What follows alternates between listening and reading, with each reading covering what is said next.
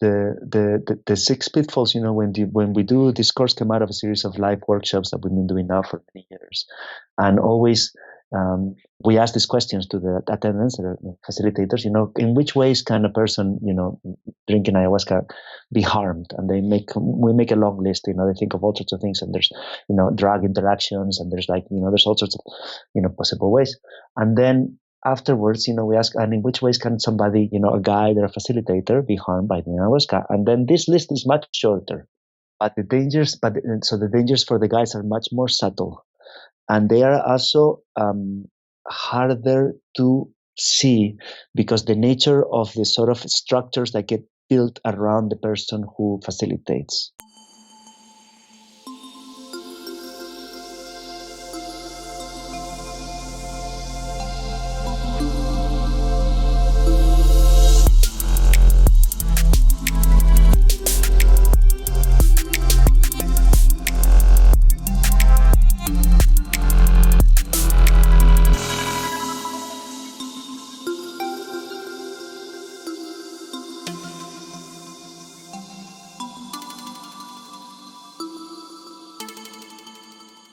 Hello, everyone, and welcome back to Adventures Through the Mind.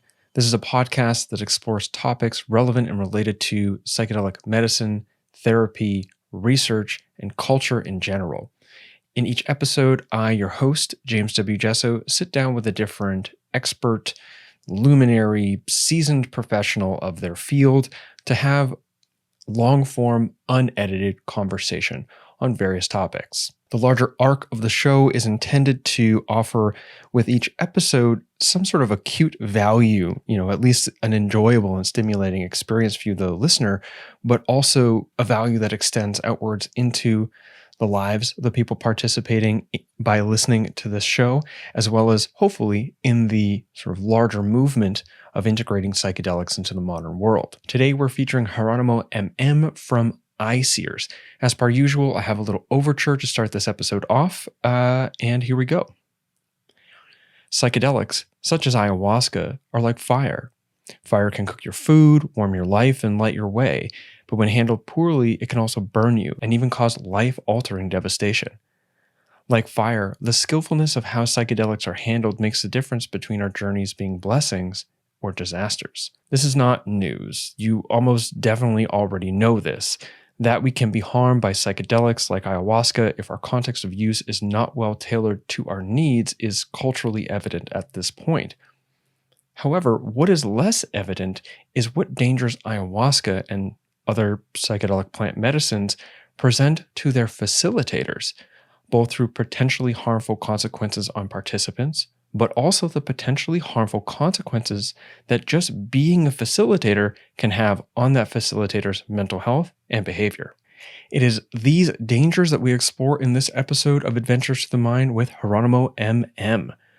Jeronimo is the Director of Social Innovation at the Seers Foundation and has been an ayahuasca community activist for more than a decade. In the past 5 years, he has devoted most of his energy to exploring how ceremonial plant practices can be integrated outside of their cultures of origin, and in the process, incubating a training program, a support center, self-regulation initiatives, and strategic research. Before that, he wrote and produced 4 documentaries on various aspects of the West's encounter with indigenous knowledge, from ayahuasca in the treatment of drug addiction to the Colombia's Kogi Mamos, to the Brazilian ayahuasca religions. He has traveled extensively through South America, researching a broad spectrum of indigenous, mestizo, and Western ayahuasca practices, and has lectured internationally on ayahuasca tourism, the appropriation of indigenous knowledge, the future of traditional indigenous medicine, and the aftermath of the psychedelic renaissance. We welcome Jeronimo onto the show for his 4th feature on Adventures Through the Mind. The first one being a one-on-one interview we did talking about the consequences of mainstreaming psychedelics, and the other 2 being a part of Psychedelic Cafes, a specific subset of episodes here on the show which feature multiple guests in a structured conversational circle. The 2 he was on pertain to how to respond to the influence of corporate influence and bad actors in the psychedelic scene, and the other being around the value of ethnopharmacology to humanity in our present times. So this episode explores the potential dangers and pitfalls present for ayahuasca or plant medicine facilitators in non-traditional contexts. Those dangers include things that can happen with participants during ceremony that might result in them being harmed, as well as some dangers specific to facilitators, dangers that Jeronimo refers to as the 6 pitfalls. More specifically, Jeronimo gives us a deep dive into what a, quote, non-traditional context is, 2 potential harms that will come up for participants, those 2 being when the experience is too much and, quote, ayahuasca told me that. And we also explore those 6 pitfalls mentioned before, which are sex, money, power, intercultural relationships, and legal situations. Not only do we explore what those dangers and pitfalls are, but also why they require structures in place to prevent them from happening, as well as what some of those structures might look like. To use Jeronimo's words from later on in the interview you're about to hear, this episode explores, quote, how to avoid harming people who have put themselves under your care, end quote. Now, if you're a plant medicine facilitator or you know someone who is a facilitator, this episode is for you. However, this episode is going to be relevant for anyone who has any interest or involvement in plant medicine facilitation or even other kinds of facilitation, such as non-plant medicines, LSD, MDMA, etc. And this is because as someone receiving this kind of facilitation, having the information you're going to hear in this episode today sort of empower you to make more of an informed consent, as you'll have a better understanding of what to look for inside of non-traditional context and the facilitators facilitating in that context in order to help you feel more secure about the kind of relationship you're about to get in with said facilitators. Finally, and very importantly, this episode is a little vignette into a larger 6-month course that Jeronimo is putting on with iSeers titled Increasing the Safety of Ayahuasca Sessions, a harm reduction course for facilitators in non-traditional contexts. The course begins on May 8th of this year, 2023, and applications close on April 27th, which is not too long from now. So if you're a facilitator or you're just generally in the research field around this, and you end up being like, oh, actually, this could be quite helpful, I'd like to be involved with this kind of a course, don't delay. Jump over today. More details about this will be in the show notes of this episode at jameswjesso.com, or you can jump over to the course page at iseers.academy. That is ICEERS.academy. Okay, so that's all for the intro to this episode. Big thank you to my patrons on Patreon who make this show possible. Without their support, I just wouldn't be able to continue giving my life energy and time and money to this project and everything that goes into producing it for you. So big thank you to my patrons on Patreon, especially the people whose names are listed on the screen here on YouTube or in the description to this episode. If you're not yet a patron and you're finding value in the show, please do consider becoming a patron. You can head to patreon.com/JamesWJesso to look into your options there. And even as little as a couple of dollars once a month really does go a long way. And it puts us into a reciprocation of value relationship, which we talk about later on in the episode, actually, but that's an aside. You could also leave a one-time donation through PayPal or through generally there are just other options. So you can look into the description to this episode, wherever you're checking it out, and those options will be available to you. And thank you so much in advance for helping support the time and energy and money that goes into producing this show for you. So that's all. Here we go with this episode of Adventures Through the Mind, episode 174, the 6 pitfalls, safety, and best practices for facilitating ayahuasca in non-traditional context with Jeronimo MM. Enjoy. Jeronimo MM, welcome back to Adventures Through the Mind. Hi, James. Thank you. It's nice to be here again.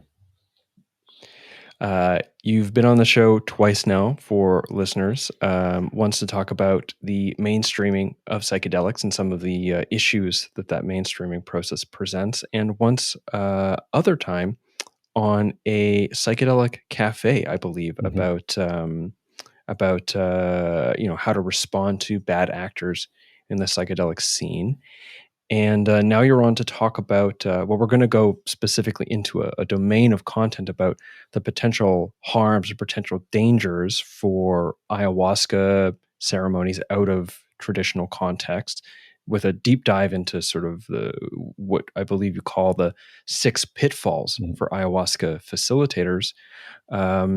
That is a piece of a larger course you're helping put on through ICEERS called Increasing the Safety of Ayahuasca Ceremonies, a harm reduction course for facilitators in non-traditional contexts. So before we get into the actual topic of the conversation here, can you give us sort of a 60-second the 60-second spiel on what this course is for people who are like, oh, I'm ready to jump right over? Yes, I mean this course is we believe perhaps as far as we know the first course ever, and that is geared. There's for experienced facilitators, so people who have been already working for a long time within plant ceremonial contexts, with ayahuasca and other plants, but mostly on ayahuasca. The facilitators, their assistants, and also the organizers. And it's solely focused on increasing the safety of the ceremonies. That is on doing away with the most common and also the most grave. It usually goes the other way around. So that the most grave dangers are the least common ones, and the most common ones are the least grave. But I mean, so we deal with both, but we focus on the most serious ones as well, that can happen, not that do happen, but that can happen in this type of work, and just how to identify and avoid these things, so that everybody can be they can have so you can minimize the harms and maximize the benefits of this type of work. So it's very, like I said, it's very targeted. It's not a course for people who want to learn how to facilitate plant ceremonies. It's not a course for people who are just starting. It's certainly not a course on shamanism. It's a course about how to increase the safety of ceremonial plant work outside of non-traditional contexts. Sorry. And non-traditional in contexts, non-traditional meaning contexts are outside of the countries of origin usually, or outside of the Amazon. Excellent. And this is not a small course. It's starting, you said, I believe, May 8th of this year, 2023, and it runs for 6 months. Is that right? Yes. It's a 6-month course. We go quite in depth. We try to keep the course load manageable. So it's only about an hour to 2 hours of work a week, but it's almost 20 weeks, so that we could we packed a lot of material, and then we spread it thin so that people could still sort of go through the materials. And applications closed for this on April 27th. Is that right? Yes. Right. So which is not, I was going to say, not too much longer before or after this episode comes out. So people who are even remotely interested probably want to jump over right away. Is there an easy link for people to access? Or yes, Harry. If you go to ICEERS.academy, ICEERS is ICEERS.academy, then from there you can reach the course fairly fast. Excellent. Okay, so with that said, the topics for today is not, we're not going over the whole course. This is not this is not a course about the course. It's a sort of vignette into a specific portion of the course, specifically around dangers in ayahuasca contexts that are non-traditional. I imagine some of these dangers exist in traditional contexts as well, but not just for participants, especially for people who are facilitating. That said, it makes sense to start with some of the dangers that are present for participants. And I've got a list of some of the ones that we talked about in advance before the call, and I'll ask you about each one sort of in succession. The first one is when the experience is too much: flight response, disassociation, psychosis. Can you explain that danger? It's a small one, yeah. Yeah, good start, right? I'm going to I'll start saying also when we say non-traditional context, because this is sort of at the core of this, what we mean is that Of course, ceremonial plant use, and this is, it's already quite specific. The world of psychedelics is large. There's all sorts of things going on. My focus revolves around what I call ceremonial plant work. Ceremonial plant work, there's roughly means that there's a person who's serving other people, and this person is responsible for that, for the others. This person is usually gauging the dose. This person is usually much more experienced than everybody else. This person is also sort of taking care of everybody, is responsible for everybody, and this person is usually also has some sort of, a music or performance or ritual or all of the above combined in this process. So this does not include, for example, exploratory psychonautic work, or or groups of friends, or recreational use, or not, because I don't have anything against those practices, but my focus is on this aspect. And now, to clarify, with these are also contexts where the facilitator is also consuming the plant. Most often, yeah, and in some traditional context, only the facilitator is consuming. But we won't. I won't go into that. So this sort of ceremonial plant work usually resembles, especially in the case of ayahuasca, the traditional use that you can see in Amazonian countries. So when you usually see like ayahuasca ceremonies in a Western country, in a Western context, they're not exactly the same. There's differences, but they resemble the stuff that you would see in the Amazon, in mestizo and indigenous communities in many, many ways. Sure. Something like those ceremonies are the prototype upon which a new sort of people take and build on top of or shift according to their use context. And this is something quite unique. This is a sort of singularity in our history, in the history of our relationship with these plants, because we have already come in contact with many sort of, you could call it shamanic plants or plant teachers, or ethnobotanicals, from tobacco to coca leaf to mushrooms to, we have a long history of relationship with these, but our use of them never resemble the indigenous use or the traditional use until ayahuasca.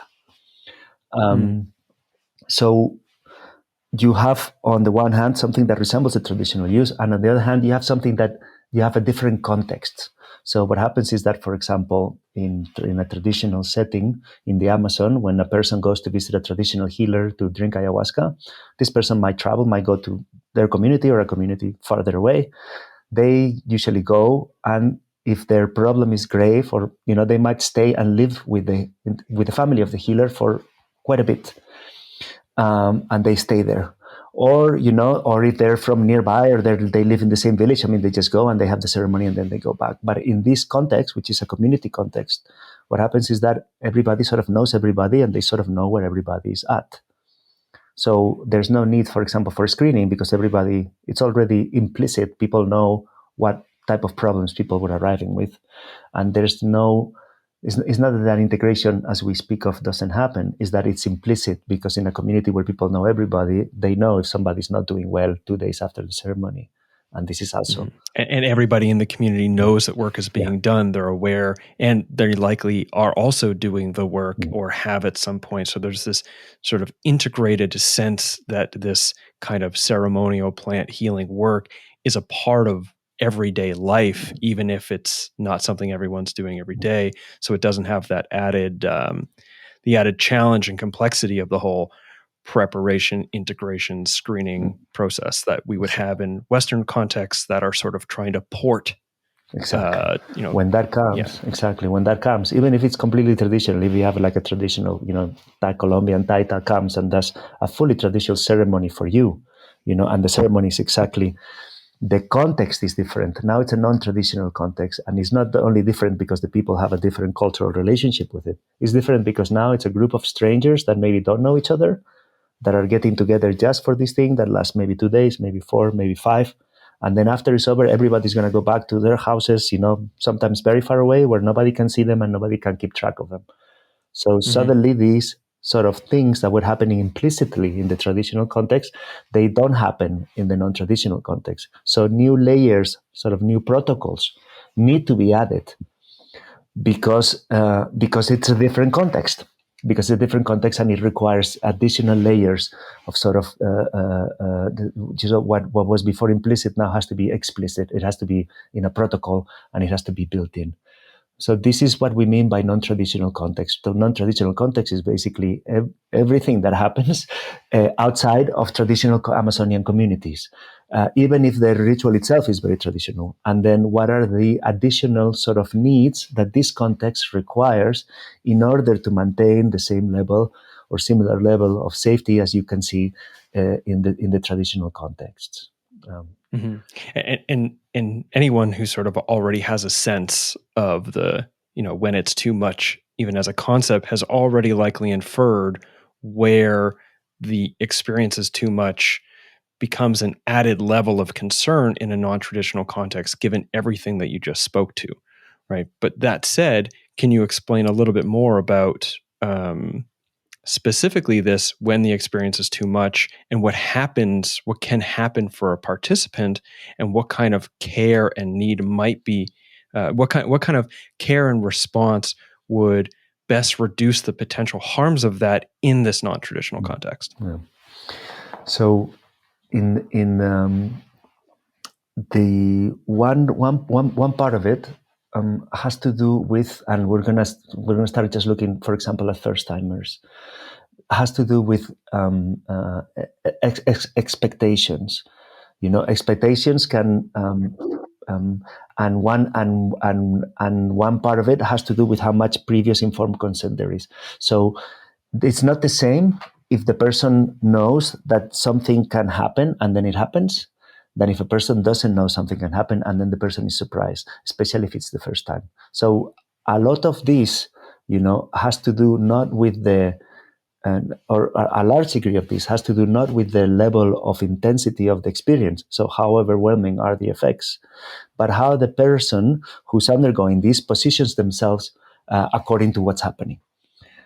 So it's not the same, basically, to become having exactly the same effects. It's not the same to become anxious, scared, wanting it to stop, or fearful, than to say, oh wow, it's going to be one of those nights. I'm just going to surrender. I'm just going to surrender to the experience and let it go. No, so I had a friend who said they used the metaphor of surfers. And that's what he is, a facilitator. That's what he tells people. He said ayahuasca is like a wave, and you're a surfer. The wave is the wave. You're not going to be able to say, hey, wave, stop. I want the wave to roll back. I want the wave to be less big than it is. There's absolutely nothing you can do about what the wave is. All you can do is, try to surf it, because if you do surf it, then it can be wonderful. It will take you up and down, and you will be able to do things that you were not able to do, because it's the combination of what you're doing and all the power that comes from that wave that is pushing you, right? So this ties with with two things. One is, people, on the one hand, people come with, sometimes first timers come with very sort of overblown expectations. They've read a lot of, they've looked online. The communication about what ayahuasca does online tends to focus on the most sort of extreme, outrageous things. So people come thinking that it's going to be, like 5 years of psychotherapy in one night, or that they're going to go through tremendous, or they're going to have visions, they're going to turn into animals, they're going to shapeshift. People expect all sorts of things, and that can lead to its own sort of, disappointment. And at the same time, there is a tendency, and this is also understandable, to underplay what are the negative things that can happen. Because also, if you, for informed consent, you are supposed to tell everybody everything that can happen.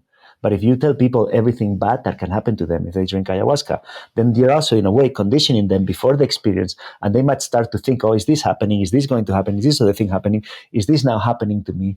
Etc., etc. So there's a very delicate balance about how expectations are handled, together with how one makes sure that one is doing proper informed consent. But in order to be informed consent, you have to be fully informed of everything that can happen. So, that's, for example, one of the things that we address in the course, and we have like a series of documents and a series of, so that make sure that people are properly informed of everything, the good and the bad that can happen before it happens, as well as everything that can happen in the ceremony, because sometimes people are surprised. Sometimes people don't know that the lights are going to be off, or that the lights are going to be on, or that there's going to be music. People have to be informed of absolutely everything.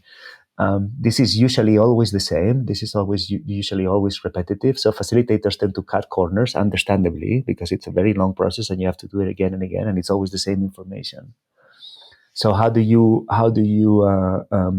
make sure that people are properly informed and at the same time, and that's through a series of documents, and that's an example of what we address in the course.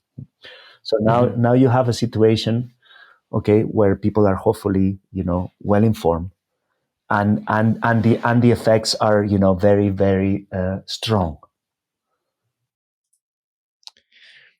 Okay, so we just had a little technical glitch, but we're back at it. All right, so you had just outlined, sort of, you set the frame for what is already base standard for a non-traditional ayahuasca context with respect to ensuring that the participants are properly well informed as to the experience. They've made informed consent. They're ready to have their experience catch the wave, or maybe not. And you had sort of, from what I understood, you had set that as a baseline. And then from there, you were going to speak to the experience of too much and the consequences that can unfold for the participant when that too much happens. Is that right? Yeah. Yeah, it's there's so many there's so many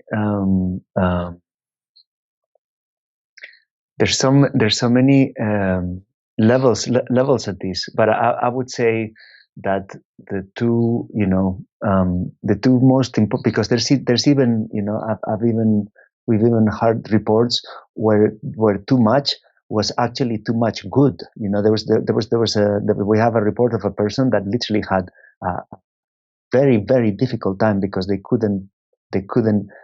felt that there was too much beauty, and they felt that they couldn't, that they were being annihilated by this, and they couldn't survive, and it was actually painful. So I want to stress, too much takes direction it can be on the negative or it can be on the positive. There's people that can't stop laughing. There's people, for example, with sort of narcissistic tendencies that will have an absolutely wonderful experience where they would be told that they are the Messiah.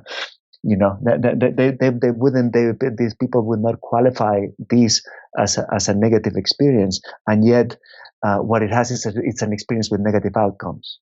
And this is also, it's another sort of whole bag of a thing that where our sort of the place where we come from, the place from medicine and pharmacology, and what we consider to be adverse effects, it's actually challenged by what psychedelics present in front of us, because psychedelics sometimes unpleasant effects actually have positive outcomes, actually very often. And sometimes very pleasant effects can have very negative outcomes. So the question about whether your stomach hurt during the experience more or less, or you had a headache, or any of the other things, or you had anxiety, fear, etc., all of these things that would be qualified as adverse effects, in our sort of medical history and pharmacological history, in everything we do when we research drugs and substances, come short when faced with the challenge of these sort of non-specific amplifiers than psychedelics are, in the sense that they actually, in a way, they are the opposite of the medicines. They are the opposite of the way we understand medicine. We had understand medicine up to this point. Somebody told me that with Western medicine, you have a headache, you take an aspirin, the headache goes away, then the aspirin goes away, then your headache comes back. And with Amazonian medicine, you have a headache, you take a plant, your headache gets much worse, then the plant goes away, then your headache is gone. So it's sort of a reverse perspective. And so again, when one is dealing with this, when facilitators people are accompanying somebody going through this process, it's a very fine line between letting something sort of evolve naturally, and at the same time not letting, when should one intervene and what intervention should one make. When is the time to sort of pull out a number of techniques that can help bring the person back to themselves and outside of the experience, and when does it work for their benefit and when not. This is a very sort of fine uh, uh, um, um, uh, art, really, because there's no other word for it. um, generally speaking, for example, somebody starts crying, they are grieving, they're in pain, and it might be something that is, very profound. It's a very sort of something that has been, there for a long time. This happens, for example, with people with grief. Sometimes people with grief are they don't manage to access the sadness, they don't manage to cry, and they get stuck on this grieving, and it might be years. And then suddenly they drink ayahuasca and all of this sadness comes out. And we're talking about sadness that is years long. So there's a lot of crying and there's a lot of grieving. And sometimes in those situations, any precisely the wrong thing to do, and the type of thing that we tend to do in our society, is try to stop. We think crying is a bad thing. And then when somebody's crying, we try to console them. We try to, put our arms around them. We even say things like, "Oh, don't cry." We try to make them feel better. We try to make them, joke, as if, crying is something that should be stopped. But in fact, it's not crying that should be stopped. But when crying cannot stop, then there's something that perhaps should be done. Otherwise, crying is a completely organic, natural process in which emotions are sort of being let go of. So they say sometimes that even handling somebody a napkin, a paper towel to blow their nose, is in a way sending a message about stopping. So it's a very fine balance. But let's say we're in a situation in which a person is having, very strong, very overwhelming effects, and it's been going on for a while. It doesn't look therapeutic, or it's rich, and there's a need to try to, and it's sort of upsetting the person and upsetting the rest of the participants. There's a need to try to bring this down. The techniques around this are quite broad. I've experienced sort of traditional and non-traditional uses of ayahuasca now in a huge range of contexts, and I can tell you that the amounts of different sort of techniques that are used for this particular situation are, endless. But basically, if you're going to take a very sort of materialistic view, and that's what I will do, not because I don't have an appreciation and an understanding for more subtle, energetic, spiritual, ritual aspects of this, but because we're actually going to take the most materialistic route, just like we could take the most energetic or ceremonial one.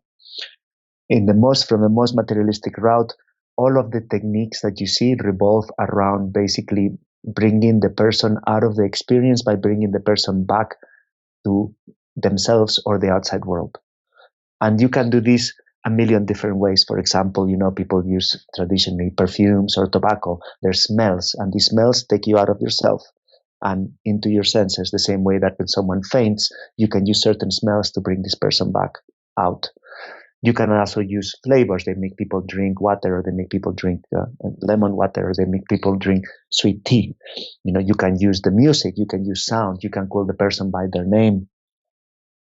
You can try to engage them in conversation, or you can use other feelings. If the person is in a warm place, you can take them to a cooler place. If they're in a cooler place, you can take them to a warmer place.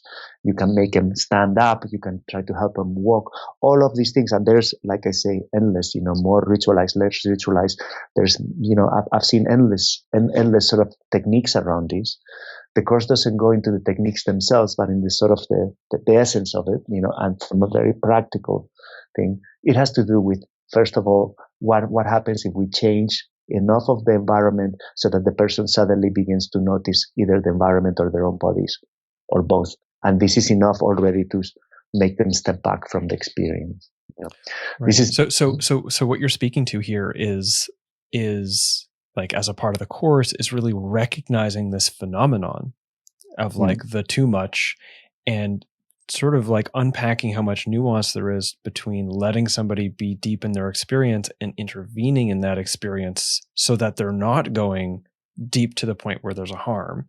Because if it goes too deep to the point that there's a harm, you get expressions of flight response and dissociation.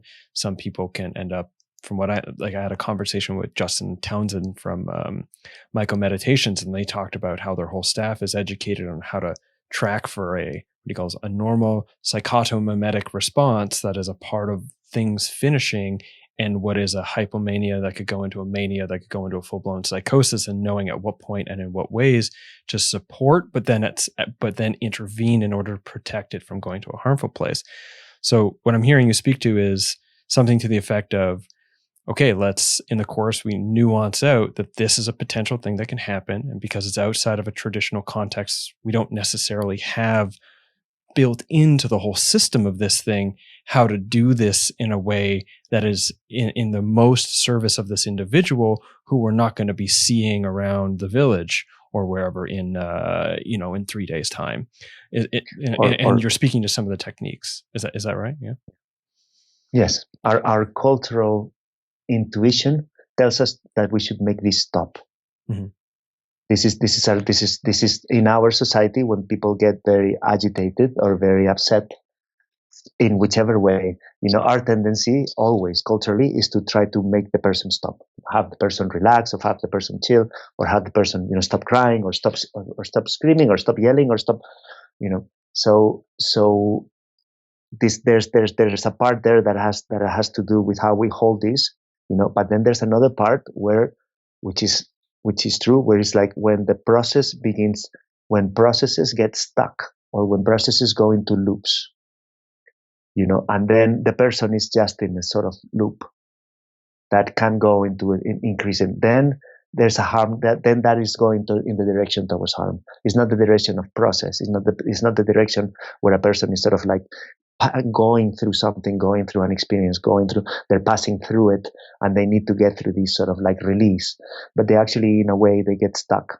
It can be through fear or panic, or, and then is when these sort of interventions become necessary, I would say. So, go ahead. I would also say that,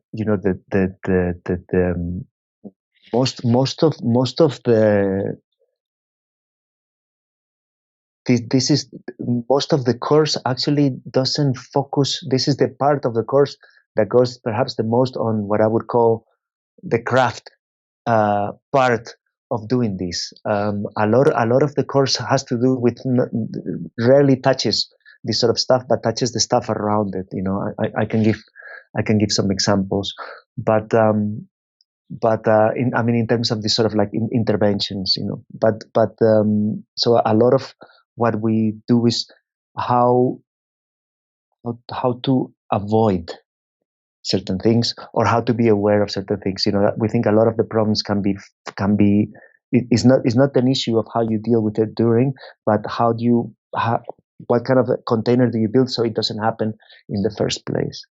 When people get stuck, they can go into something that we describe sort of like a sort of disassociative experience. Disassociative experience is when it's really hard now to reach the person. The person is somewhere, you can try to talk to them, or you can try to, but usually the person they seem to be beyond reach. It seems to be that no matter what one does, the person is lost in the experience.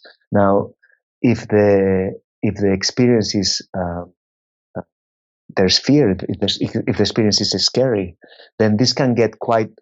This can get, again, it's getting rarer and rarer, but this can get complicated.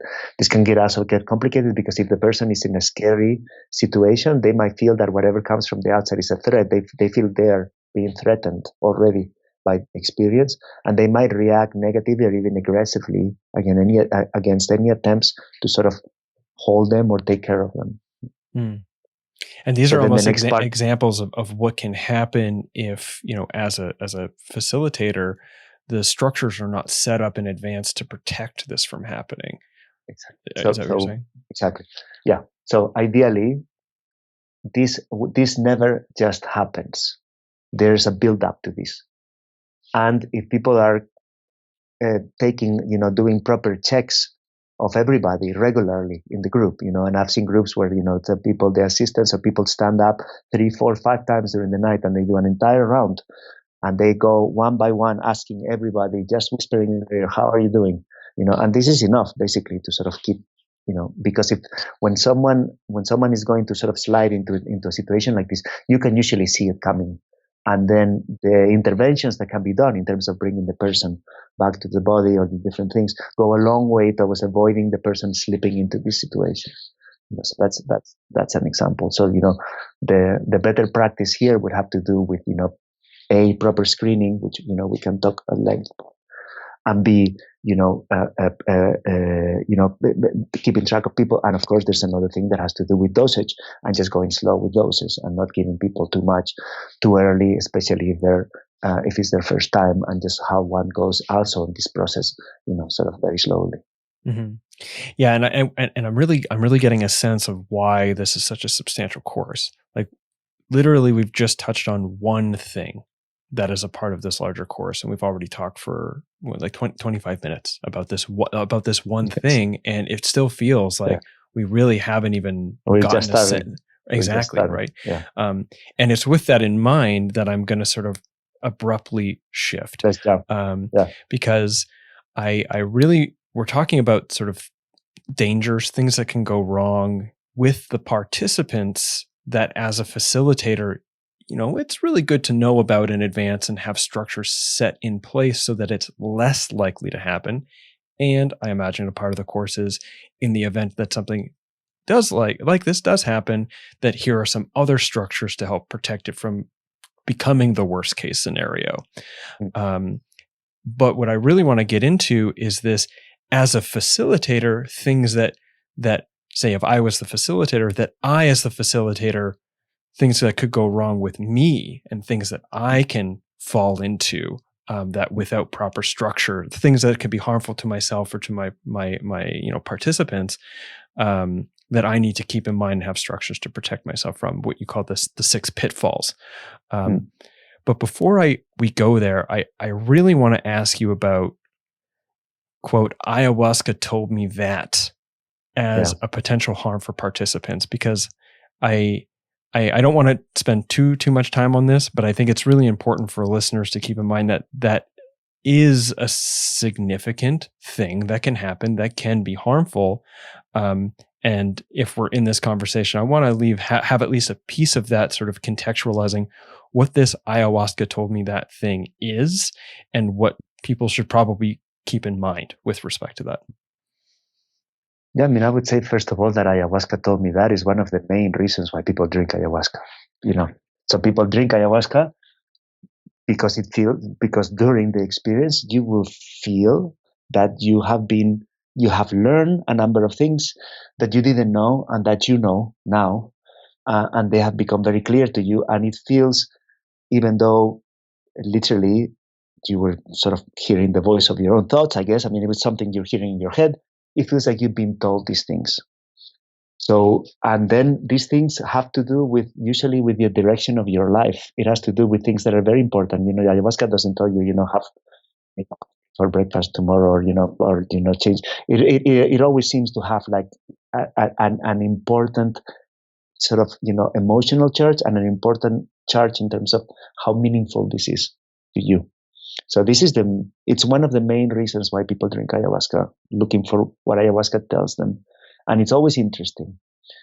And it's usually beneficial, and that's why people drink. The problems become when there's sort of harmful or wrong interpretations of what ayahuasca said are made. They usually come in the form of taking something literally, and thinking that ayahuasca speaks as if that ayahuasca speaks like a journalist instead of like a poet. The language of ayahuasca is symbolic. It's usually closer to the language of dreams than it is to the language of an encyclopedia or a newspaper. So ayahuasca is not a good place to. I don't know if you ever tried to do mathematics while on ayahuasca, or to think about your schedule, or try to square up some numbers, or try to put complicated chains of events in place. It's not good for this. It's very, very good for emotional processing, for sort of something depth sort of perception of things. But also things are presented symbolically or metaphorically. So very often, for example, ayahuasca works as a sort of mirror, and it will show you your desires. It's a very good place to see what you want. The thing is, it's not going to tell you, ayahuasca, like a journalist, hey, this is what you want, by the way. That's not how it appears. It appears very often as a vision of yourself in the future. So it's not, and this is, for example, dangerous with people with narcissistic tendencies. People with narcissistic tendencies, they will drink ayahuasca, and ayahuasca will tell them that they are not just great, which they already knew, and special, which they already knew, but actually chosen.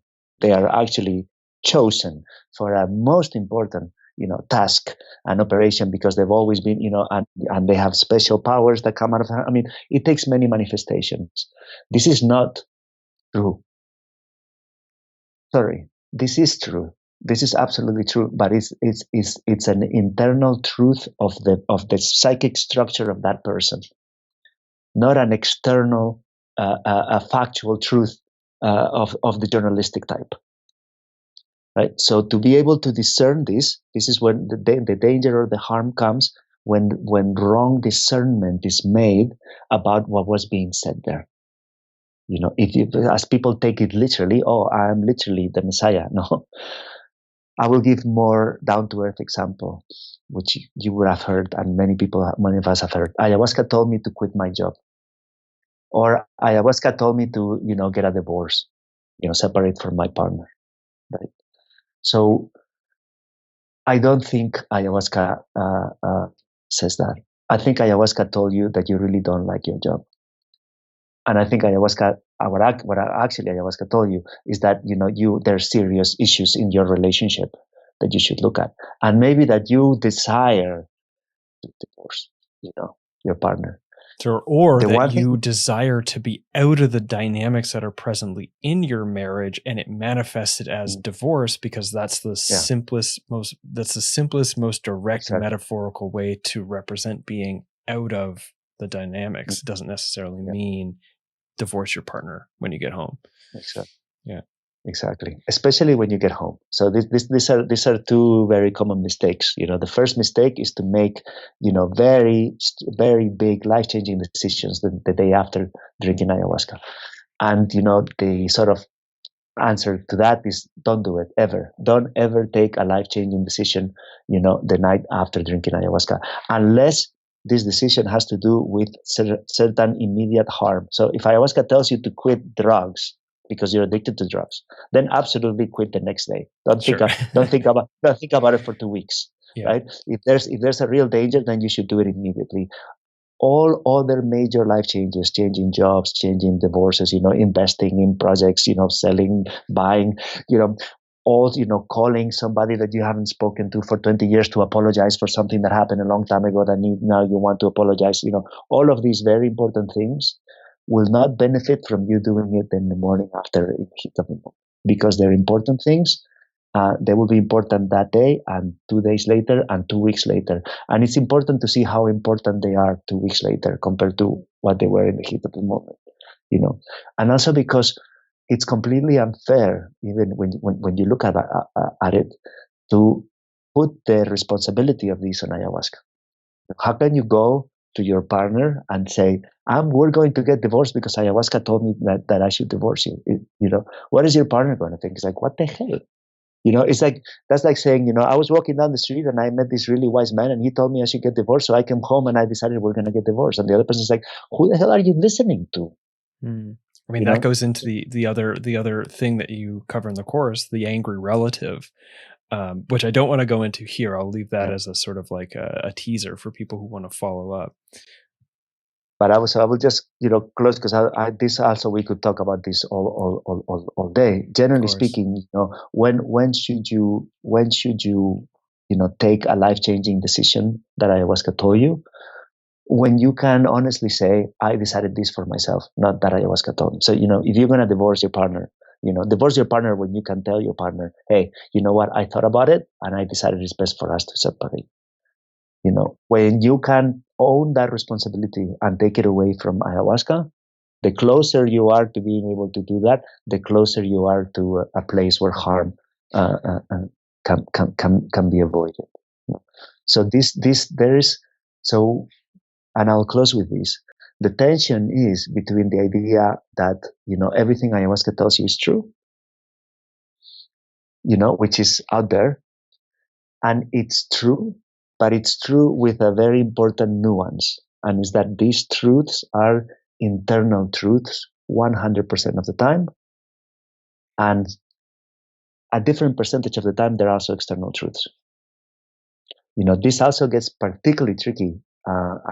We could also talk about this for a whole thing, with memories and memory recall and things that happen, things that people remember during ayahuasca. So everything.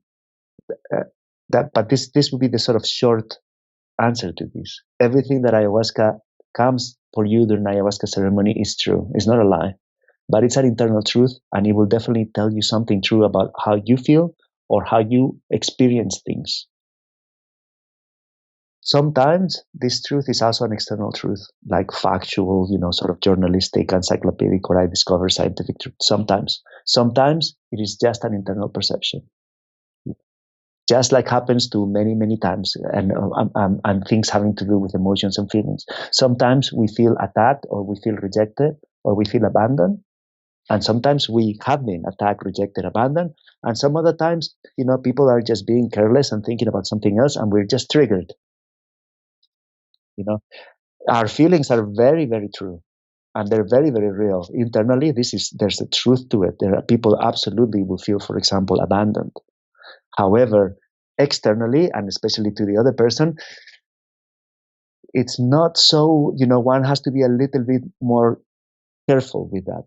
One has to be, and how one discerns this, because, you can feel something very, very strongly, but you cannot project that too much over the other person, right? Sometimes, yes, sometimes people are, all sorts of things. But sometimes, we're just sensitive or triggered or and it's the same with ayahuasca and with ayahuasca says. And this is actually, I feel like this is one of the core, most important parts for coming to understand integration with any kind of psychedelic experience, is being able to like tease these things out. And then I also like to think of the things we learn. There's the content level of the things that we learn with psychedelics. And then there's like a larger process level of what we need to learn in order to learn the content of those things. And sometimes, usually the process level learning is itself a sort of like significant life lesson, as much so as the content, to the extent that, the very thing we needed to learn in order to learn the content is a kind of skill that applies in the rest of our lives. One of the things I think I explored in my book, Decomposing the Shadow, was something to the effect of like, everything that happens in your psilocybin experience is 100% emotionally honest. It is real in that respect. And the ideas you have about that, the conclusions you come to about that, about the interpretations you make as to what that means with respect to the thing that you're having those feelings about, isn't necessarily what is actually happening in the outside world, or something to this respect. And I think you had a much more elegant way of putting it there. But yeah, I just wanted to double down on what an important sort of skill set that is to learn with psychedelic journeying and with life in general. And I can see why it's important for facilitators to understand that too, in order to set up structures and protocols in advance and afterwards to, as best as they can, protect people from accidentally falling into the harms of the ayahuasca told me that. Exactly. Yeah. And then what we do in the course is we basically gathered a whole bunch of better or best practices from different facilitators, and we present those in the course, and then people will have to choose for themselves. I can give you some examples. Here, for just for ayahuasca told me that there was, this facilitator said that you should always get 3 confirmations on the things that ayahuasca tell you, especially the big ones. The first one is a confirmation from ayahuasca itself. So ayahuasca told you this, okay, let's see if that returns. Because sometimes ayahuasca tells you, well, and then it never comes back, and then, well, then maybe it's not the same. But if it tells you, and it tells you, and it tells you up to 3 times, then okay, you can begin to take this seriously. That's the first confirmation. The second confirmation, of course, is from people who know you. I can give you and love you and can give you an honest opinion. I can say, well, knowing you as I do, this makes sense. And I think you should. And then the third confirmation is from a person of, someone you respect, someone who's like wisdom or knowledge or intelligence or whatever you respect. Somebody can be also, speak to this now. So you sort of triangulate what ayahuasca tells you with people who love you and with people you respect to get to, okay, because if you're going to quit your job or you're going to get divorced, also you want to do this right. You want to think about it. There's a lot of moving pieces. There's a lot of people who are going to be affected. You want to do this, as well as possible. Not in. There's other guides. Well, let's pause there. If people want to hear the other ones, they can check out this course. I think what you've already offered is a beautiful gem, and I really want to get into the six pitfalls. Some listeners will probably be like, James, damn it, I really wanted to know this next one. But they can follow up the course if that's that you've put together. You and your team have worked very hard to put this together, and it'll be probably they'll enjoy and get more out of watching it in the course than they would have been had you to just explain it now. Anyways, so I want to go into the 6 pitfalls, unless you have something that you would absolutely like to add before we move into that. No, we can. Yeah, I mean the 6 pitfalls. When we do this course, came out of a series of live workshops that we've been doing now for many years, and always we ask these questions to the attendants, the facilitators. In which ways can a person, drinking ayahuasca, be harmed? And we make a long list. They think of all sorts of things, and there's drug interactions, and there's there's all sorts of possible ways, and then afterwards, we ask, and in which ways can somebody, a guide or a facilitator, be harmed by the ayahuasca? And then this list is much shorter. There's less awareness of this. It seems that the danger is mostly for the participants. But the dangers for the guides are much more subtle, and they are also harder to see because the nature of the sort of structures that get built around the person who facilitates. So, I mean, the dangers, and I will elaborate for this. The dangers, we in the course we go over 6 dangers or traps or pitfalls for facilitators, and they are, sex, money, power, isolation, intercultural relationships, and the legal situation. This is whoops. Okay. These are the greatest sort of dangers. I mean, not the great. Yeah, I would say. I mean, we could think of other things, but they're the principal ones, and they all have the particularity that they are usually not immediately apparent, but these are things that get built in, or they tend to get worse with time for facilitators, especially worse in the sense of more dangerous, especially as the facilitators become more and more experienced, more and more confident, and more relaxed. And it's then, and we know this happens with all sort of risks and harms. Most car accidents happen very close to your house, because it's when you're paying the least attention, because it's the road that you're most familiar with, right? It's just a fact. It's just a fact of this. And you just spoke to it, but maybe you can outline it too. You said the social structure tends to reinforce this. Like as somebody gets more, deeper into their, their facilitator practice, I assume increasingly there's this sort of deference to authority that would lead, behaviors that are either subtle or I guess if they get really explicit, we're in a culture now where they're, people are getting reported on and so on and so forth. But if they're subtle, there's a sort of like, a not bringing it up, a not saying it to them, or sort of like self-gaslighting where like, I must have just got it wrong, or I didn't understand. There's like all sorts of these like weird things that can emerge out of sort of the subcultural pockets around which facilitators begin to thrive as facilitators that can work against their ability to see that they're falling into these pitfalls. I guess this is what you mean when you're saying exactly. It's subtle. And in fact, even just knowing that is important as a facilitator, because if you didn't know that, you wouldn't maybe have in mind that like, oh, wait a minute, this person, I might have actually erred there, but they're not going to tell me because they're projecting something onto me as a kind of authority and so on and so forth. Is that right?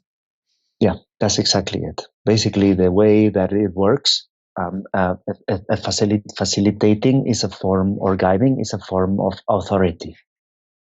The person serving, it's serving because they, in principle, have more experience and more knowledge than everybody else. They also have more responsibility. They have to take care of everybody. They're in a position of responsibility. So if something goes wrong, they have to deal with it, and so all of these things, these structures, the fact that they are in this position of authority, creates a pitfall or a danger in which basically they, by the very nature of these groups, and also because of the fact that many of them work in some sort of clandestinity, it means that people facilitating are surrounded by people. They're not alone at all. They have a lot of people that come to them. They deal with lots of people, but they are very, very lonely in terms of peers. They have no pairs. They have no equals. And so because they're the facilitator, and under there is the assistants, and under there's the participants.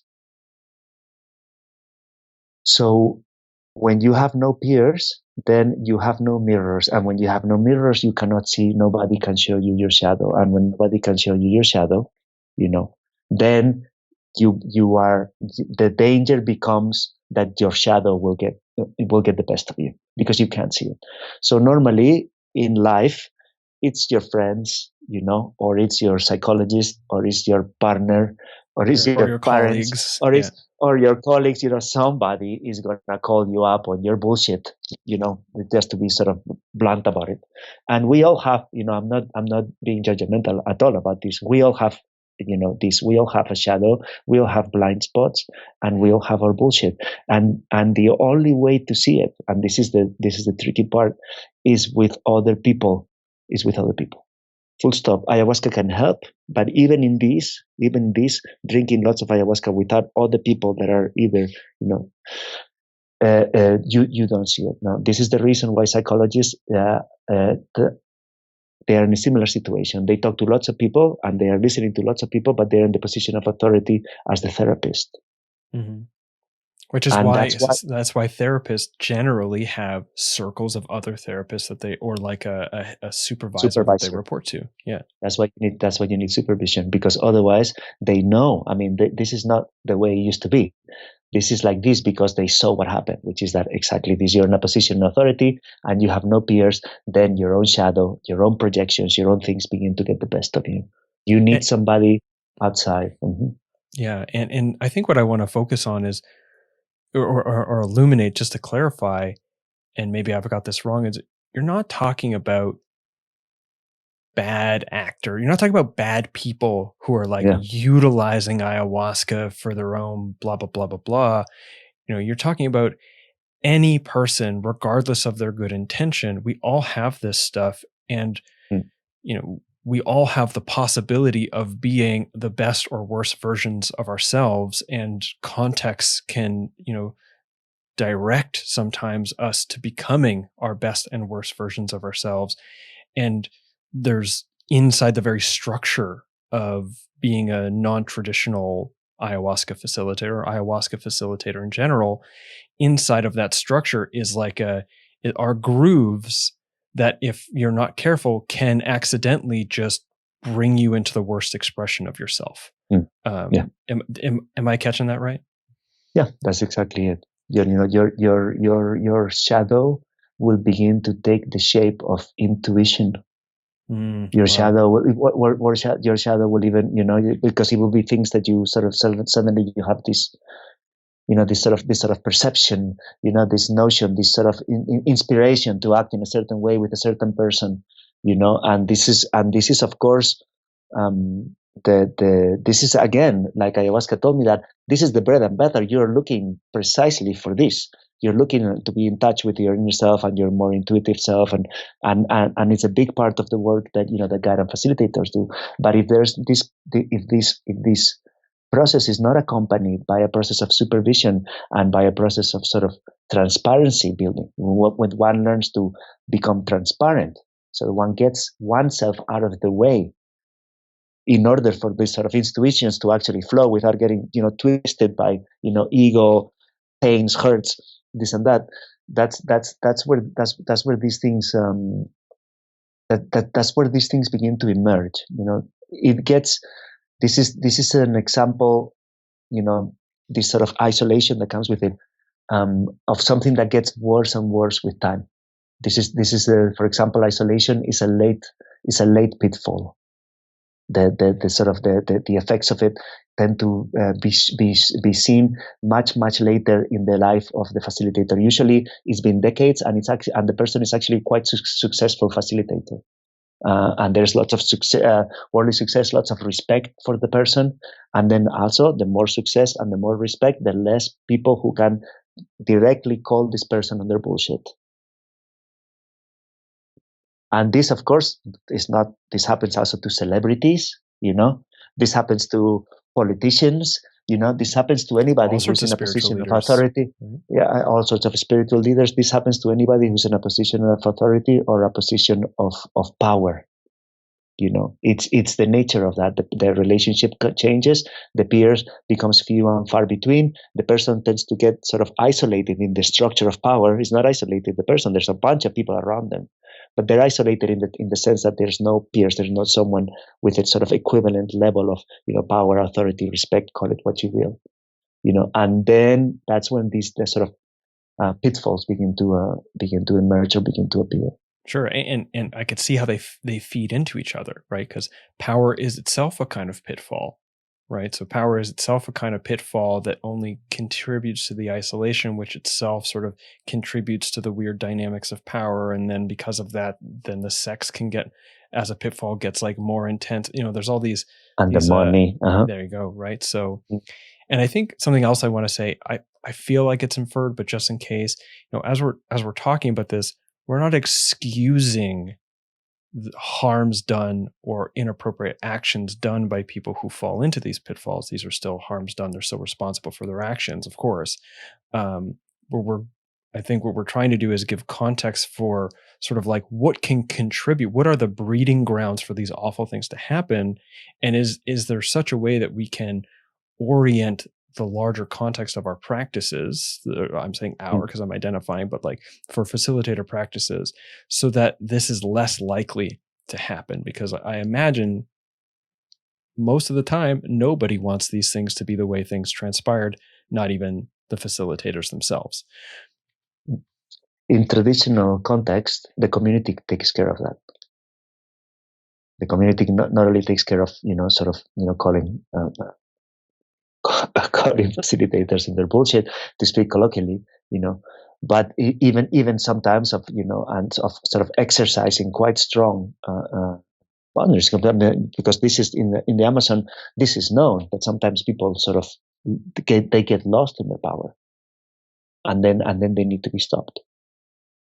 So in our culture, again, because there's no community in the sense that we see in the traditions, then this becomes very, very difficult. And what you have is people will, again, it's a phenomenon that happens also quite often with the spiritual figures as well, also in our community, in our society, for exactly the same reasons.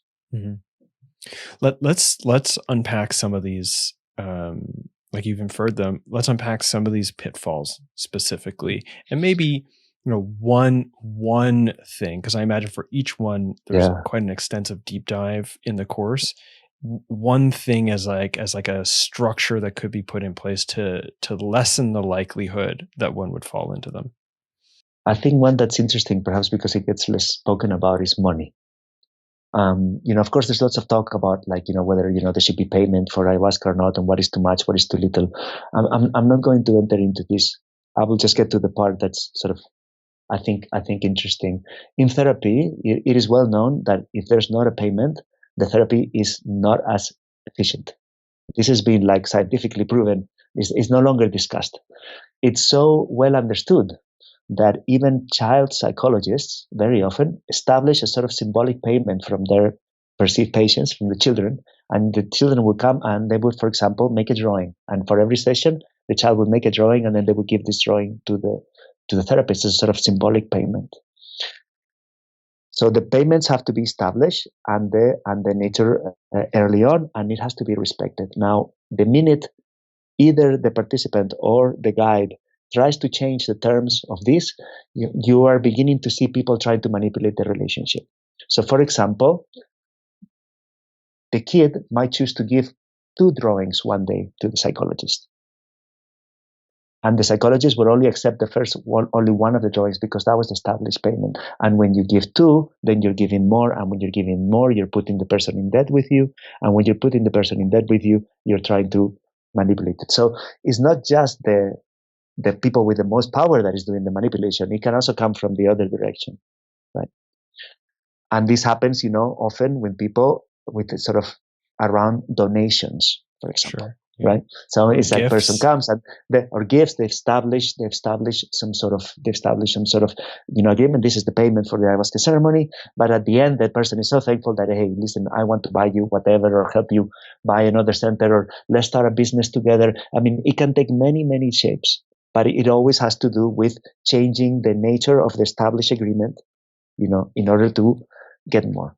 In here, like in ayahuasca told me that, simply for precaution, if 2 people that have a relationship through plants are going to get in a different relationship, for example, a business relationship, then the plant relationship should be broken up for a customary period of time, 2 months, 6 months, and then after 6 months, if you still want to donate and you want to, go in business with your shaman, okay, go ahead.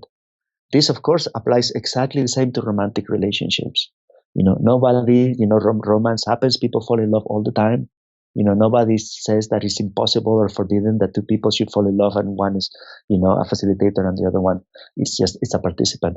But if that's going to happen, and if it's true love, then it will be true love 6 months from now. So, for out of precaution, you should break the relationship. The person should stop taking plants with you. And then after 6 months, you should see each other outside of the ceremonial context, where you're no longer the shaman and this person is no longer your participant, but you are just you, this person, and the other person is just themselves. And you're going to do something normal together, and you're going to see if they're still really, because that's what your relationship is going to be. It's not going to be what happens during the ceremony. It's going to be the daily, right? And you're going to see if, wait, maybe this was true love, right?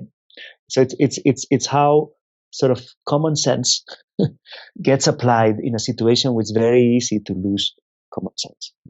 I want to bring in there. You brought up relationships. Another way that this common sense could get lost. I'm thinking about this sort of the 2 ways in which money can start to manipulate relationship. Similarly, things could unfold with sexuality, right? Because a participant could all of a sudden have it in their mind that they need to have sex with the shaman, or they need to offer their body onto them, or something. And I imagine that is a very powerful thing and can be very tempting as a facilitator, right? And if you don't already have in mind that actually this is a vulnerable person who's not thinking clearly, and by receiving this thing they're trying to offer me, I'm actually harming them, then the likelihood of maybe being like, oh, okay, yeah, thank you, this blessing, or eventually it's like, maybe I want to give them this blessing of this extra healing, or so on and so forth. All these weird loops, like we talked about, the groove could come in, and the power and the isolation. I'm kind of going off on my own track there, so I'm going to step back and let you take it. But yeah, it's nice. It's exactly like that. There's this indigenous group in Colombia, the Kogi, for well known, and they believe everything has a mother, right? There's the mother of the parrots and the mother of the water and the mother of the clouds and the mother, etc., etc. And for the Kogi, the mother of medicine and the mother of infidelity are the same mother. Oh. They speak of infidelity. Of course, because everybody is married in the Kogi world. So all adults are. So when I asked them why this is, they said, well, it's because when a person has medicine, they get revested in this medicine, and medicine makes it more attractive to people, their medicine, and then infidelity follows because they become more attractive. This is, of course, universally true. Power is attractive. More powerful people become more attractive. This happens to celebrities, but this happens on a small scale. People that stand behind a bar become more attractive because they have a certain power in the bar, and that makes them attractive. Ski instructors become more attractive. The guys in the beach, but the coast, the lifesavers in the beach. What you call it? Whatever, any sort of power that makes reverse a person with this level of attraction. I mean, I think anybody that hasn't felt this, that hasn't felt like suddenly how, I mean, you're actually, I think it's impossible not to feel it. It works. It works like that now, because this is a fact. It's a fact of life. It is the responsibility with the person who actually has the most power to understand that this is the case and that it's not okay. Or that if it's okay, then you're going to be, I had a terrible interview once. I won't say any more details. It was just terrible. And this person asked me, after she said that shamans are the new rock stars, then this person asked me, when is it okay to have an affair with your shaman? When is it okay to date your shaman? That was the question. And I answered, look, I don't know, it's very new, it's still very new. But I think, the answer to that question could probably be like the same answer as when is it okay to date your boss or your teacher? Or your therapist. Or your therapist. And the answer is when they're no longer your boss, your teacher, or your therapist. Because the minute you start dating them, they will stop being good bosses, good therapists, or good teachers for you. So this is the other aspect of it. The minute that a relationship begins between, a facilitator and a participant, the participant loses a huge chunk of the possibility for healing. Sure. And on top of that, it's truly impossible to ascertain, while that dynamic still exists, whether or not it is genuinely a dynamic of two equals coming to discover a kind of desire to be with each other and explore relationship together and explore love together, and when it's actually a power dynamic that's being informed explicitly by that dynamic, and it's muddy and it's not really what it appears to be. Yeah. And then this thing takes it takes the shape of money, or it takes the shape of power itself, and what types of advice are giving or not, and what type of things are being taught to people, or it takes the shape of romantic sexual attraction. But there are different sort of manifestations of basic, human power dynamics. There's nothing unique to ayahuasca here at all. It's pure human. It's the dance of humanity. It's just that in a way, psychedelics or ayahuasca make sort of turn the volume up of everything, of the attraction, of the temptation, of the intuition, and so people have to be extra careful. Sure, and even the desire to utilize that power. right? For money, for sex, right? Because Or I mean, we're talking about it sort of accidentally coming about, but there has been, and almost definitely is happening right now, scenarios where probably, facilitators who had all the best intentions were at some point on some level good, genuine people who are now in situations where they're utilizing their position as a shaman under what they probably believe to be real, something to the extent of ayahuasca told me that you need this extra healing, and this extra healing looks like us having sex, right? And that and sort of and that happens too. this is what I mean about ayahuasca told me that your desire being presented as a future, as something in your future. So instead of the reading is not in the future. The correct reading is not always we're meant to be a couple. The correct reading here is I'm seeing my desire.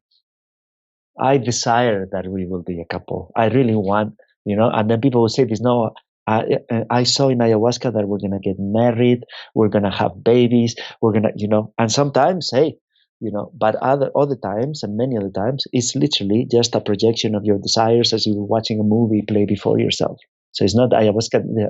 What ayahuasca is telling you is this, as you said, a very honest, emotional truth. It's just not perhaps what you would like to believe.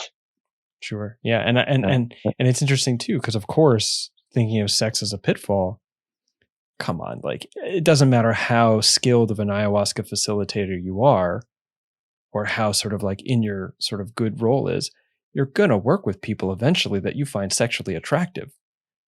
Like if you are a person that gets sexually attracted to anyone, at some point, one of those people are going to be your participants or the people you're facilitating. And like what structures do you set up to ensure that both the participant and yourself are protected from that sort of shadow coming in and all the different pitfalls that might lead to actions that created harm or inappropriate and so on and so forth, like we've been talking to? Yeah, I mean, I will give you I think a good example from that, from a very very skilled, very experienced facilitator I know. Once I had an ayahuasca ceremony with them. It was in Peru, and it was an incredibly beautiful night. They sang so well. The music was astounding. The entire thing was exquisite. I was so happy to be there. I cried. I mean, I went through a really, really beautiful experience. And then when it was over and they turned the lights on, the first thing I did is I went directly to this guy to give him a big hug, and say thank you, thank you, thank you. That was so amazing. And he, stayed very cool, and he looked at me and he said, disfrútalo. Disfrútalo in Spanish means you enjoy it.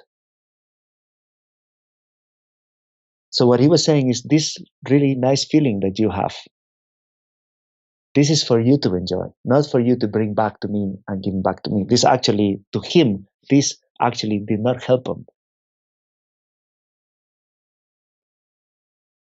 Because he's going to believe that he did it, because he's going to feel like the king of the world, but not just because of that, because also next to him, there was another a guy who didn't sing that so well and who I didn't hug.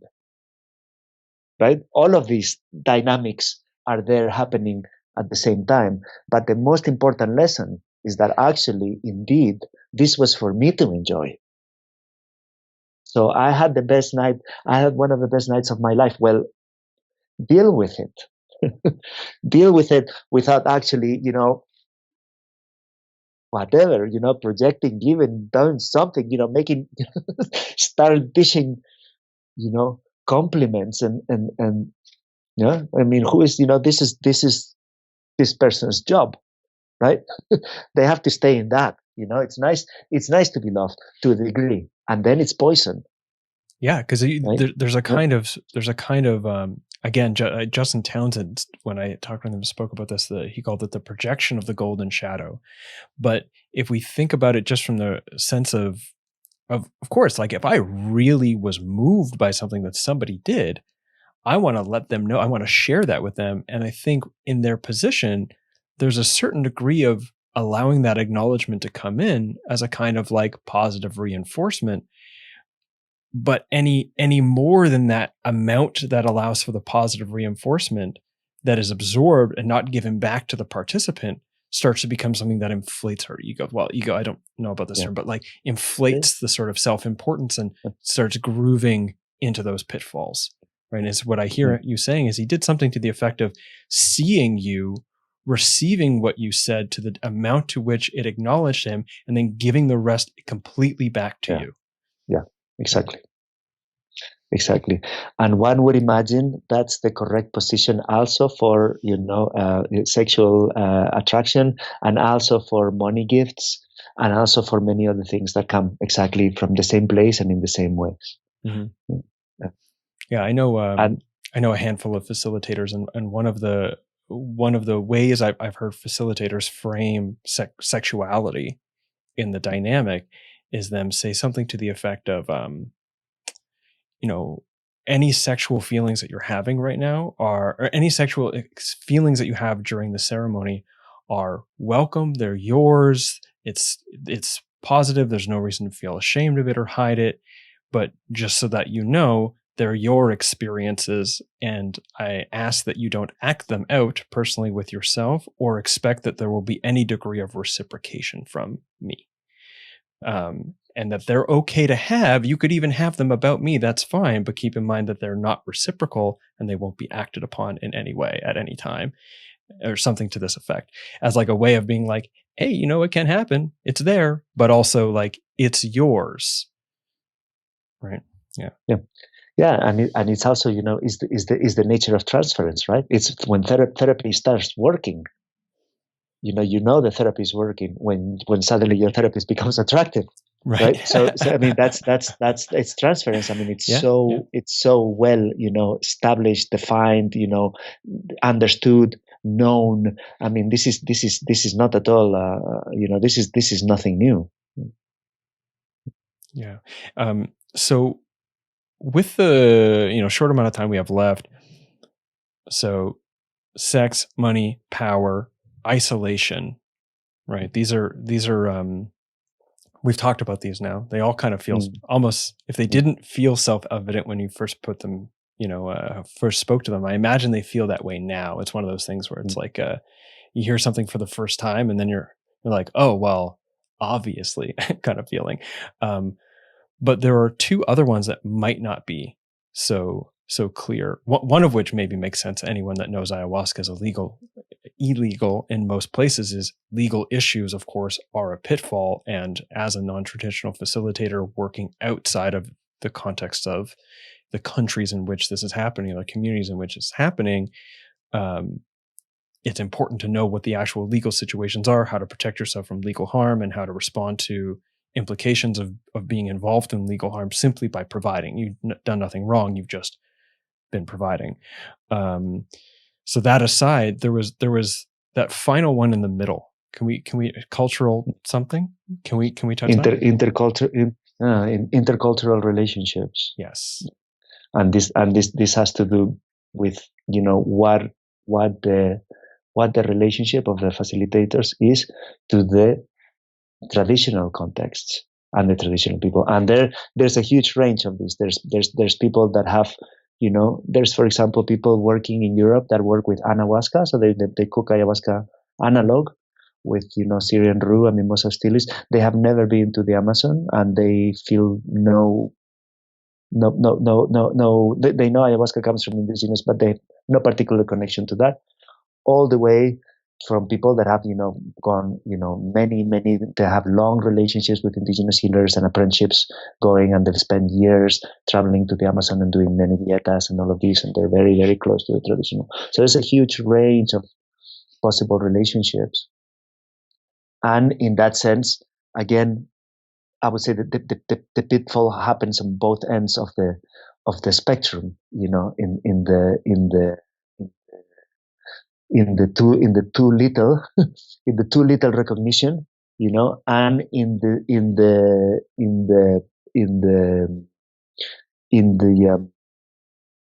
unrealistic unrealistic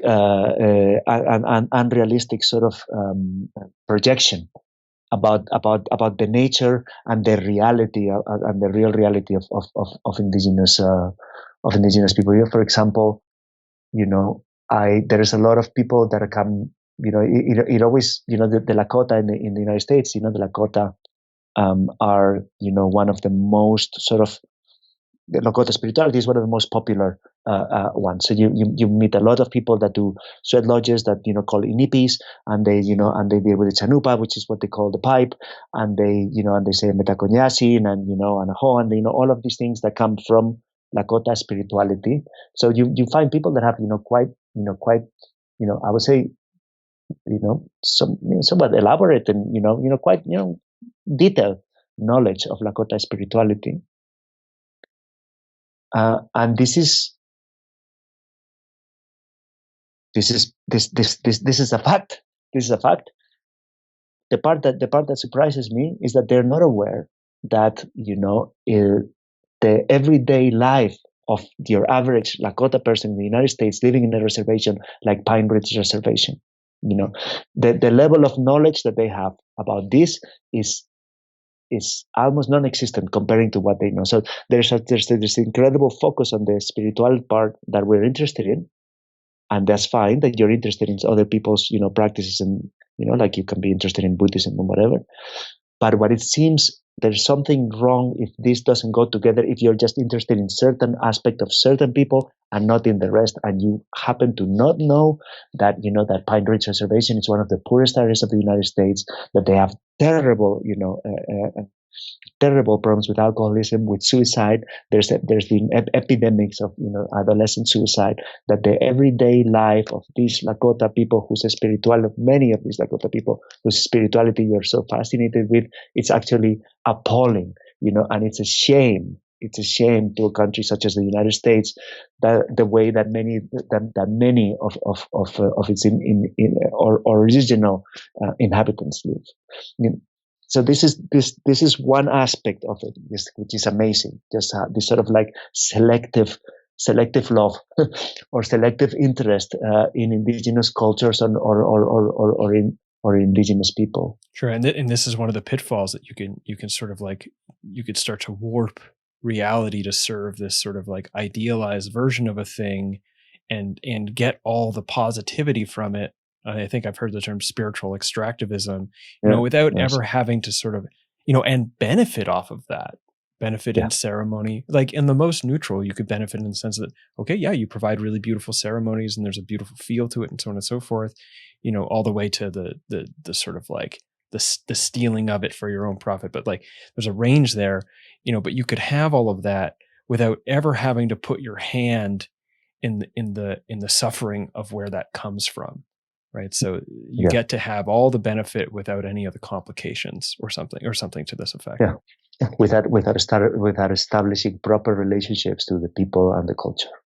Just simply proper human relationships, which, by the way, even if you wanted to, are very difficult because you're again going to deal with a very strong usual power disbalance. And this is also, the bread and butter of, I said many people have done apprenticeships in the Amazon, very long ones. They all have dealt with this. You might not feel, very rich. We might not feel very rich in the countries, where we come and the lifestyles that we live, but if you can, take 1 or 2 months off and buy a ticket to the Amazon and spend time there, and you have a passport, you're actually, quite rich compared to a lot of the people that you're going to want to, stay with and learn from. This inequality itself generates all sorts of complicated relationships, and it's not about persons being bad or extractivists or this is doing away with all of this. In the best of circumstances, with the best of intentions, it's still complicated. It's still complicated because but again, you can imagine imagine your lifestyle as it is. You do podcasts, and suddenly a very, very rich, just imagine a place where this podcast doesn't exist, whatever, just we're doing an exercise and suddenly we'll call it country X. A very, very rich person from country X suddenly shows up and is completely fascinated with you and your podcasts. And they want to learn, and they just sort of like get a room, begin to pay for a room. They're not really working. They expect to hang out with you. They expect to learn from you. They start paying you to learn, your podcasting, right? and they're going to stay indefinitely because they have money and they just keep coming back and all of this. It's you see what I'm talking about, right? It's a bit weird, even in the best of circumstances. I mean, it can be a great thing. Why not? Why not have a rich person from Planet X come learn your podcasting stuff and how you do?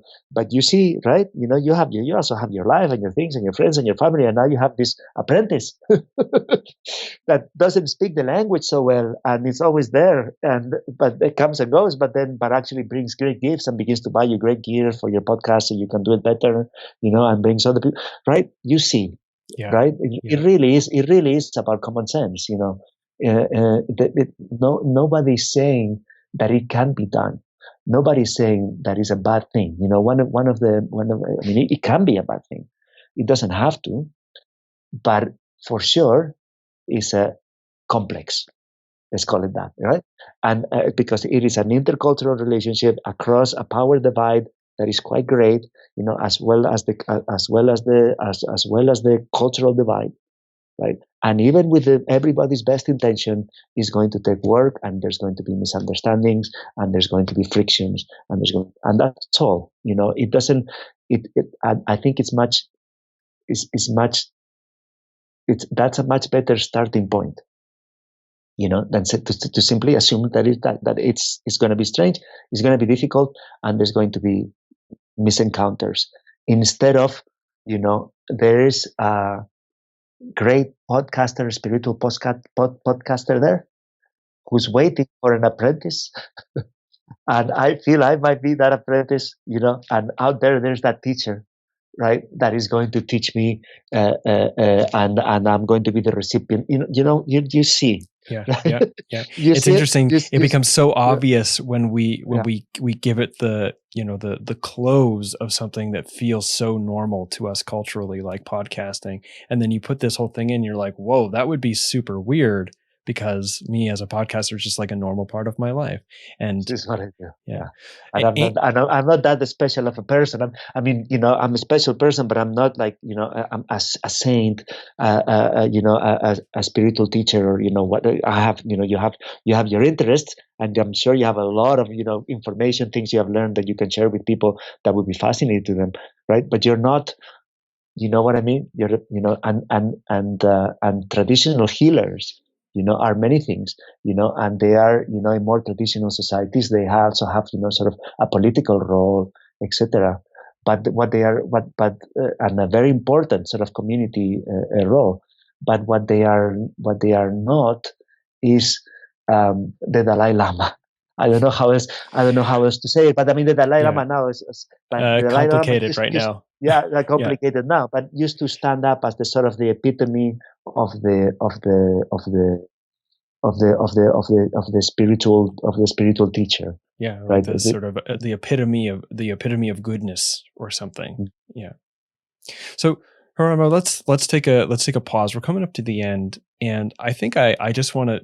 I mean, maybe I'm laboring this too hard, but I really want to again highlight that we've barely scratched the surface of how important of how deep and rich and broad the question of like what are the potential dangers and best practices for ayahuasca facilitators, plant medicine facilitators working out of traditional contexts that your course explores, the ICEER's course explores.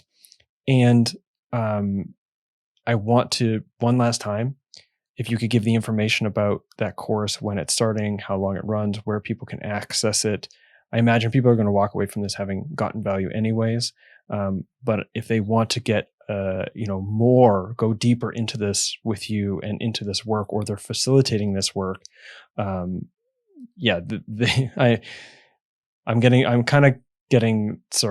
stumbling over my own words. I'll just cut myself off and say, what are the links? How do people follow up on this course? Yeah. ICEERS, ICEERS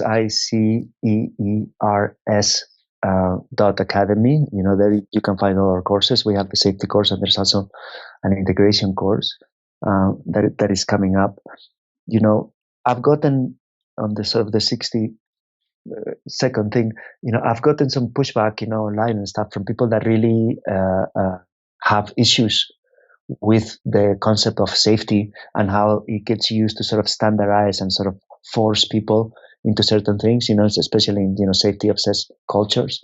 I totally understand. And also people pushing back against the idea of harm reduction, because harm reduction is for certain sort of like heroin and drugs that have like implicit, harm there. And we're sort of saying that that's on psychedelics.